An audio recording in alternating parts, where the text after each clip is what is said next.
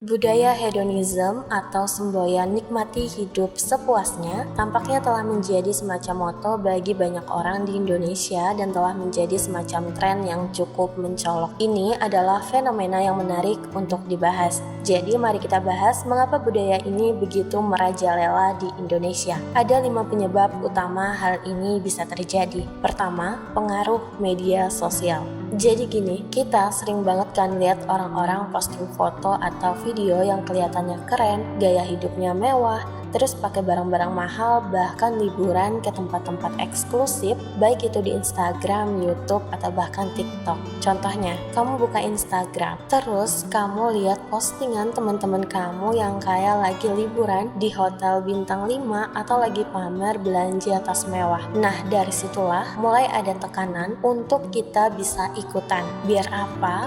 Biar kelihatan keren juga dan biar dianggap sukses sama teman-teman atau followers kita di media sosial. Karena hal ini, kita pengen mengejar gaya hidup yang sama kayak mereka, walau kadang kita sendiri mungkin gak punya uang sebanyak itu. Intinya, media sosial itu kayak jendela ke dunia yang ngasih kita gambaran tentang hidup orang lain. Dan kadang kita jadi pengen ikutan punya apa yang mereka punya, walau kita gak tahu konsekuensinya untuk keuangan atau mental kita sendiri. Dan kita juga gak tahu apakah yang ditampilkan mereka di media sosial itu nyata atau palsu. Makanya penting untuk bisa ngebedain antara kepengen yang realistis dan yang enggak, biar kita nggak terlalu terjebak sama tekanan sosial dari media sosial itu sendiri. Kedua, urbanisasi dan modernisasi. Nah, jadi gini, urbanisasi itu kan perpindahan penduduk dari desa ke kota. Dan kalau kita udah ngomongin soal kota, pasti mikirnya apa-apa serba modern kan. Nah, bayangkan kamu tinggal di desa,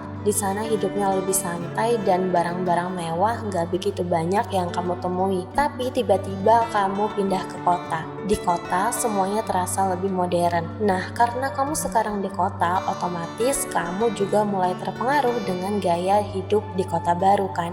Di kota, kamu bisa dengan mudah menemukan berbagai macam barang mewah dan tempat hiburan. Misalnya, di desa mungkin kamu cuma bisa lihat mall lewat televisi, tapi di kota kamu bisa langsung pergi ke mall tersebut, melihat barang-barang mewah, makan di restoran yang keren, dan segala macam hal tersebut. Nah, masalahnya, dengan adanya kemudahan akses tersebut, orang jadi semakin tergoda untuk mengejar kesenangan. Misalnya, dulu di desa kamu cukup puas dengan baju sederhana, tapi begitu di kota, kamu mulai ingin punya baju-baju dengan merek terkenal supaya bisa dipamerkan di media sosial. Nah, itu dia efek urbanisasi dan modernisasi yang membuat budaya hedon semakin berkembang di Indonesia. Jadi bisa dibilang lingkungan di sekitar kita memang punya pengaruh yang cukup besar dalam cara kita hidup dan menghabiskan uang. Ketiga, globalisasi. Globalisasi itu kayak jendela buat kita ngelihat dunia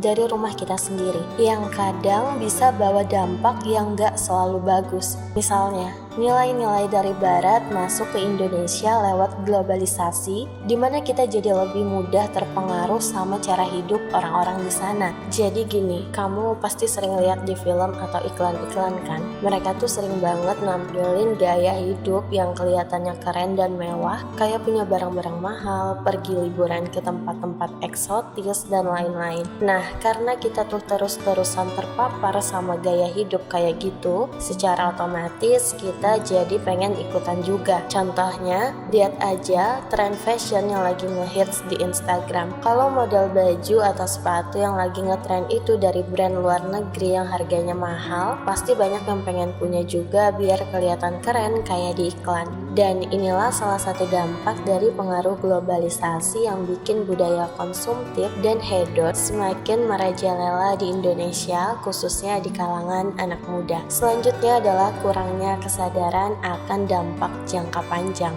Salah satu dampak negatif dari budaya ini adalah kurangnya kesadaran akan dampak jangka panjangnya. Jadi begini, saat orang terlalu fokus pada kesenangan dan kebahagiaan sekarang, mereka cenderung lupa akan konsekuensi yang mungkin terjadi di masa depan.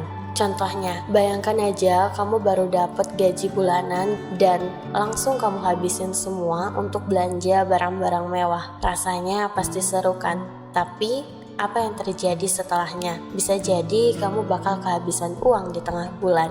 Jadi hal-hal kayak gitu tuh penting banget buat dipertimbangkan. Jangan sampai kita terlalu terlena sama kebahagiaan sesaat dan lupa bahwa ada yang jauh lebih penting, yaitu kesejahteraan kita di masa depan. Selanjutnya adalah meningkatnya kesejahteraan ekonomi. Peningkatan kesejahteraan ekonomi di beberapa segmen masyarakat memungkinkan orang untuk mengejar kesenangan materi lebih bebas. Jadi gini, bayangin kamu punya lebih banyak uang daripada biasanya.